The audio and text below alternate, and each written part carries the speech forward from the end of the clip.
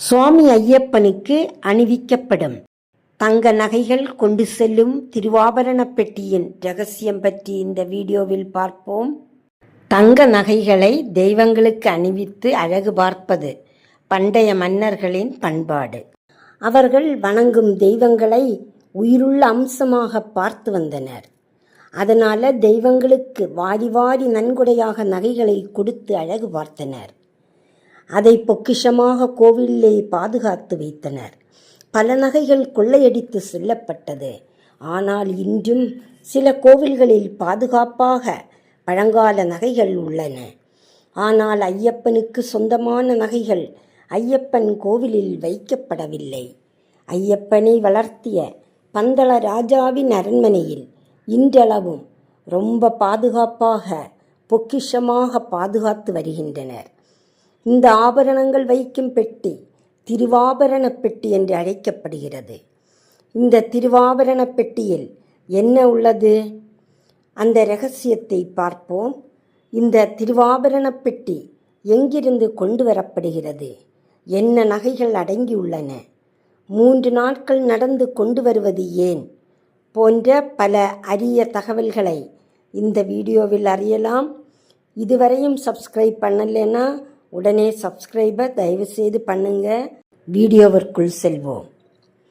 ஐயப்பன் கோவில் தேவஸ்தானத்தின் கட்டுப்பாட்டிற்குள் வந்துவிட்டாலும் திருவாபரண பெட்டியை பந்தள அரண்மனையின் பரம்பரை வழி வந்தவர்கள்தான் கையில் வைத்துள்ளனர். அரசாங்கத்திற்கு இதுவரையிலும் அதனை விட்டு கொடுக்கவில்லை. வருடத்திற்கு ஒரு முறை ஐயப்பனுக்கு அணிவிப்பதற்காக அரண்மனையிலிருந்து கொண்டு வரப்படுகிறது. இந்த நகைகள் ஐயப்பன் போட்டிருந்த நகைகள் கிடையாது. இது பந்தள அரசரால் ஐயப்பன் விக்கிரகத்திற்கு சார்த்தப்பட்ட நகைகள். இந்த நகைகள் மகர ஜோதி தரிசனத்திற்கு 2 நாட்கள் முன்பு பிரம்ம முகூர்த்த நேரத்தில் பந்தள அரண்மனையிலிருந்து பூஜைகளை முடித்து 3 பெட்டிகளில் இந்த நகைகள் பந்தள குடும்பத்தின் குல தெய்வ கோவிலுக்கு எடுத்து செல்லப்படும். அது வலிய கோயிக்கல் சாஸ்தா கோவில். அங்கே திருவிதாங்கூர் தேவஸ்தான அதிகாரிகளிடம் பந்தள குடும்பத்தினர் ஒப்படைத்து விடுவர். மதியம் வரை இந்த 3 பெட்டிகளும் பக்தர்கள் தரிசனத்திற்காக அந்த கோவிலில் வைக்கப்பட்டிருக்கும். மதியத்திற்கு பின்பு 18 பேர் கொண்ட ஐயப்ப பக்தர்களும் ஒரு குருசாமியும் சேர்ந்த ஒரு குழுவிற்கு அங்குள்ள பூசாரி மாலை அணிவித்து அவர்களை சபரிமலை செல்ல தயார் செய்வார். அப்போது வானத்தில் கருட பகவான் வந்து திருவாபரண பெட்டியை வானில் சுற்றி வட்டமடிக்கும். அதன் பிறகுதான் திருவாபரண யாத்திரை புறப்படும். இது பல நூற்றாண்டுகளாக நடந்து கொண்டிருக்கும் அதிசய நிகழ்ச்சி. இந்த கருடனும் திருவாபரண பெட்டியை தொடர்ந்து வந்து கொண்டிருக்கும். இன்றளவும் நடக்கும் அற்புதமான நிகழ்ச்சி இது. ஜனவரி 12ஆம் தேதி தொடங்கும் இந்த ஊர்வலம் 3 நாட்கள் நடைபெற்று சந்நிதியை வந்தடையும். அரச பிரதிநிதிகளால் நியமிக்கப்பட்ட பக்தர்கள் இதற்காக விரதமிருந்து சம்பிரதாய அனுஷ்டானங்களை கடைபிடித்து பின்புதான் திருவாபரண பெட்டியை சுமந்து செல்கின்றனர். காடுகள் மற்றும் ஆறுகளை கடந்துதான் இந்த திருவாபரண பெட்டியை கொண்டு செல்வர்.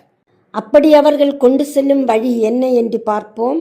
சபரிமலைக்கு பெட்டியை சுமந்து கொண்டு செல்ல தயாராகும் போது பந்தள ராஜ குடும்பத்தில் உள்ள வயதான ராஜா ஒருவர் இளம் வயதில் இருக்கும் மற்றொரு ராஜாவிடம் ஒரு கத்தியை கொடுத்து திருவாபரணத்திற்கு பாதுகாப்பாக சபரிமலை வரை செல்வதற்கு வழி அனுப்பி வைப்பார். ஊர்வலம் குலதெய்வ கோவிலிருந்து தொடங்கி நேராக சபரிமலைக்கு செல்வதில்லை. இவர்கள் பந்தள அரண்மனைக்கு பக்கத்தில் உள்ள கைப்போழா அரண்மனைக்கு செல்வர். அங்கேதான் பந்தள குடும்பத்து அரசிகள் எல்லாம் இருப்பர். அங்கே இருக்கும் வயதில் மூத்த அரசியாரிடம் ஆசீர்வாதம் வாங்கிய பின்புதான் ஊர்வலம் தொடர்ந்து செல்லும். பின்பு அங்கிருந்து நடந்து ஆறு காடு போன்றவற்றையெல்லாம் கடந்து வழியிலுள்ள கோவில்களில் காத்திருக்கும் பக்தர்களுக்கும் இந்த திருவாபரண பெட்டியின் தரிசனம் கொடுத்துவிட்டு பம்பை நதி கரையை அடைந்து அடுத்து சரங்குத்தி சென்று அடுத்து 18 படிகளையும் கடந்து ஐயப்ப சன்னிதானத்திற்கு முன்பு இந்த திருவாபரண பெட்டி நிற்கும். ஐயப்ப சுவாமியின் நகைகள் 3 பெட்டியிலும் இருக்கும். அவை என்ன என்று பார்ப்போம். முதல் பெட்டி திருவாபரண பெட்டி, 2ஆம் பெட்டி வெள்ளிப்பெட்டி, 3ஆம் பெட்டி கொடிப்பெட்டி. இந்த திருவாபரண பெட்டி மட்டும்தான் ஐயப்ப சுவாமியின் சன்னிதானத்திற்கு உள்ளே செல்லும். அதில்தான் ஐயப்ப சுவாமியை அலங்கரிக்கும் தங்கத்தாலான நகைகள் இருக்கும். 2ஆம் பெட்டியும் கொடிப்பெட்டியும் மாளிகை புறத்தம்மன் சந்நிதிக்கு கொண்டு செல்வர். இனி என்னென்ன நகைகள் திருவாபரண பெட்டியில் இருக்கிறது என்று பார்ப்போம். ஐயப்ப சுவாமியை அலங்கரிக்கும் தங்கத்தால் ஆன திருமுகம், அதாவது முகக்கவசம், சுவாமிக்கு பின்னால் இருக்கும் பிரபாமண்டலம், பெரிய கத்தி, சிறிய கத்தி, யானை விக்கிரகம், புலி விக்கிரகம், வெள்ளியால் சுற்றப்பட்ட வலம்புரி சங்கு, பூக்கள் வைக்கும் தங்கத்தட்டு, பூரண புஷ்கலா தேவியாருடைய உருவங்கள், நவரத்ன மோதிரம், சரப்பள்ளி மாலை, தங்க இதழ்களால் ஆன வில்வ மாலை, நவரத்தினங்களால் ஆன மணிமாலை, தங்கத்தால் ஆன எருக்கம்பூ மாலை, இவை அனைத்தும் முதல் திருவாபரண பெட்டியில் வைக்கப்பட்டிருக்கும். 2வது பெட்டியான வெள்ளிப்பெட்டியில் தங்க குடம் ஒன்றும் மற்ற பூஜை பாத்திரங்களும் இருக்கும். இந்த தங்க குடத்தால் சுவாமிக்கு நெய்யபிஷேகம் செய்யப்படும். 3வது பெட்டியான கொடிப்பெட்டியில் யானைக்கான நெற்றிப்பட்டம், மேலும் தலைப்பாறை மற்றும் உடும்பாறை என்ற 2 பிரிவினருடைய கொடிகள் இருக்கும்.